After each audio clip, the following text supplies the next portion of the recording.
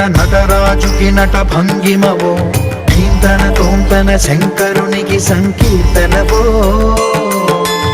ఈశ్వరుడే అనునిత్యం తనలో తలచుకునే ఓంకారమువో, శివ హృదయం కరిగించే ఆ పంచాక్షరివో. నీ మదిలో